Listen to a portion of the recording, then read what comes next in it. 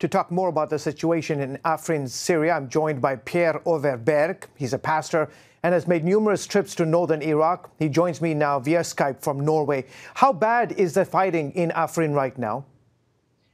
Well, from the information I get, it's very bad. It's very serious. They are bombarded by bombs from F-16, and they also Turkish forces, rebel forces, crossed the border into Afrin and fighting for every inch here. And why did the Turks attack the city? That's the big question. There seems to be no logical reason for this. This region has been quite peaceful during the Syrian war.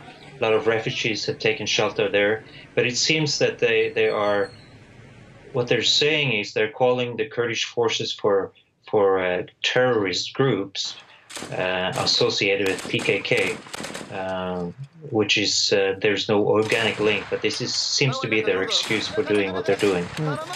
My understanding is that there are about 250 Christian families caught in the crossfire. Is that correct? What happens is they are bombing randomly, apparently, and from the information we have, that these Christian families very few of them are actually staying in the city now. They're hiding in caves in the mountains close to Afrin, the city of Afrin, and they are gathering in the caves and praying for the situation. Afrin is also home to hundreds of thousands of displaced refugees. What challenges do they face right now? Well, just the last months, from what we know, there are about 200,000 new refugees who have come to the area. And the population has increased during the civil war, but it has doubled.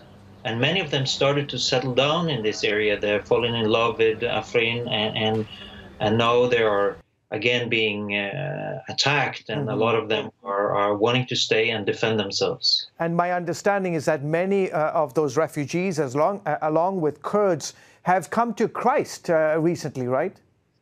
Yes, that's what we hear, and we don't have specific numbers or anything like that, but there seems to be something going on, but unfortunately, as you said about they are blocked from three sides, from the Turkish side, two sides, and then from the rebel-controlled areas.